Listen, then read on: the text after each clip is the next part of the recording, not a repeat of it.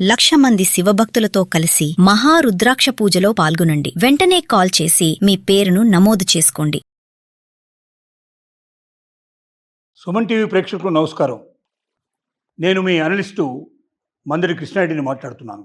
తమిళనాడులో విజయ్ ముఖ్యమంత్రిగా ఎన్నికైన తర్వాత, అధికారం చేపట్టిన తర్వాత అనేక రకాల మంచి సంస్కరణలు తీసుకొచ్చాడు. ఇది అర్లీ టైం అయినప్పటికీ నెంబర్ 1 ఏంటంటే లంచగొండితనాన్ని రూపుమాపడానికి 1000 రూపాయల కన్నా ఎక్కువ ఎవరైనా లంచం అడిగితే దాని ఆధార సహితంగా చూపించగలిగిన వాళ్ళకి 1,00,000 రూపాయలు బహుమానంగా ఇస్తానని చెప్పి ప్రకటించడం జరిగింది. దీనివల్ల లంచం అడగడానికి భయపడే పరిస్థితి వాళ్ళ అక్కడున్న ప్రభుత్వ ఉద్యోగులకు జరిగింది. చాలా వరకు లంచం తగ్గిపోయిందని, దాని ఫలితం బాగా ఉపయోగపడుతుందని వార్తలు వస్తున్నాయి. నెంబర్ 2 ఏమిటంటే 3 ఐపీఎస్ ఆఫీసర్లు కోయంబత్తూరు లోపల 10 ఏళ్ల బాలిక మీద జరిగినటువంటి దౌష్టాన్ని సంబంధించిన విషయాలు చెప్పడానికి ప్రెస్ కాన్ఫరెన్స్ పెట్టి జోకులు వేసుకుంటూ నవ్వుకుంటూ చాలా అసహ్యంగా ప్రవర్తించడం జరిగింది. వాళ్ళని వెంటనే సస్పెన్షన్ ఆర్డర్ ఇచ్చాడు. నెంబర్ 3 ఏంటంటే అమ్మా క్యాంటీన్లు జయలలిత గారు ఉన్నప్పుడు ముఖ్యమంత్రిగా ఆవిడ 600కు పైగా అమ్మ క్యాంటీన్లు ఏర్పాటు చేయడం జరిగింది తమిళనాడులో.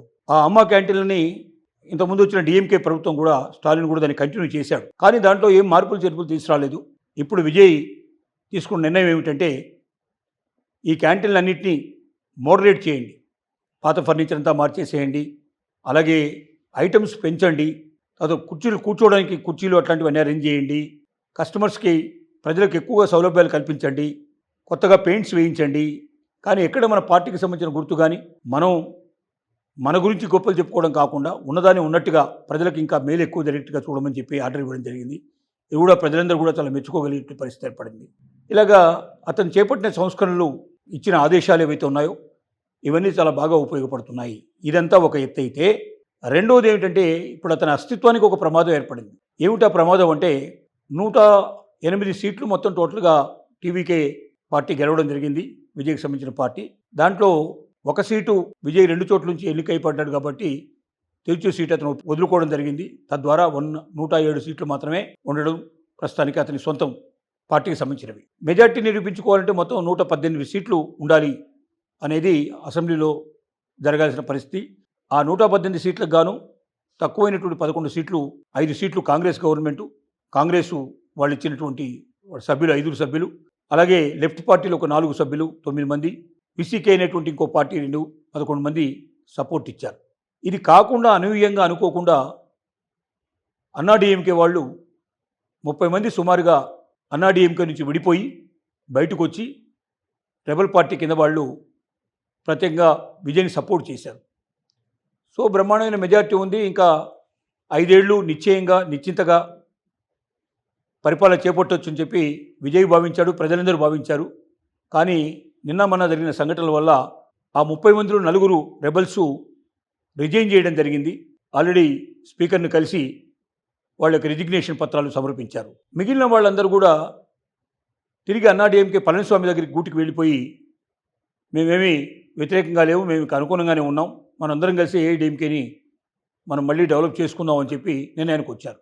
ఇప్పుడు ఆ 30 మంది కూడా సపోర్ట్ చేయడం వల్ల బ్రహ్మాండమైన మెజార్టీ కనిపించినటువంటి విజయ్కి ఆ 30 మందిలో 4 మాత్రమే ఇక్కడ రిజిగ్నేషన్ యాక్సెప్ట్ చేసినట్టయితే వాళ్ళు టీవీకే పార్టీ తరఫున పోటీ చేసుకెళ్ళడానికి సిద్ధంగా ఉన్నారు.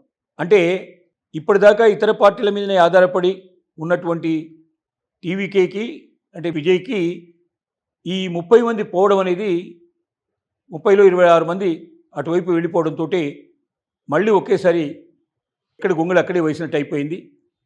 ఈ కాంగ్రెస్ ఒకటి తప్ప లెఫ్ట్ పార్టీలు కానీ వీసీకే పార్టీ కానీ సపోర్ట్ చేయడానికి కారణం ఏంటంటే స్టాలిన్ భిక్ష పెట్టడం జరిగింది. డిఎంకే పార్టీ వాళ్ళు ఏఐడీఎంకే రాకుండా చేయాలనే ఉద్దేశంతో విజయ్కి సపోర్ట్ చేశారు. ఇప్పుడు ఆ సపోర్టు ఏ క్షణంలో అయినా వాళ్ళు విత్డ్రా చేసుకునే అవకాశం ఉంది. వాళ్ళు విత్డ్రా చేసుకున్నట్టయితే విజయ్ పార్టీ కంటిన్యూ అవుతుందా, మరి సీట్లు బరాబట్గా లేకపోతే అవిశ్వాస తీర్మానం పెట్టి ఎప్పుడైనా అతను తీసేసే అవకాశం ఉందేమో అనేది భయం అందరిలో అలుముకుంది. ఈ భయాన్ని తీసేయడానికి వీలుగా ఈ 4 పోటీ చేయించి గెలిపించడం ఒకటైతే, ఇంకా ఎవరైనా ఏఐడీఎంకేలోకి వెళ్ళే వాళ్ళు మళ్ళీ ఎవరైనా తిరిగి వస్తారని ఆశతో ఎదురు చూడడం, ఈ డిఎంకే పార్టీ మీద ఆధారపడకుండా ఉండగలిగేటువంటి పరిస్థితిని క్రియేట్ చేసుకోవడం అనేది చాలా అవసరం. మరి అప్పటిదాకా విజయ్ పార్టీ కొనసాగుతుందా, విజయ్ ముఖ్యమంత్రిగా కంటిన్యూ అవుతాడా లేదనేది ఒక పెద్ద ప్రశ్నార్థకమైనటువంటి పరిస్థితి ఏర్పడింది. 6 నెలల దాకా అవిశ్వాస తీర్మానం పెట్టే అవకాశం లేదు కాబట్టి 6 మంత్స్కి అయితే గ్యారంటీ ఉంది.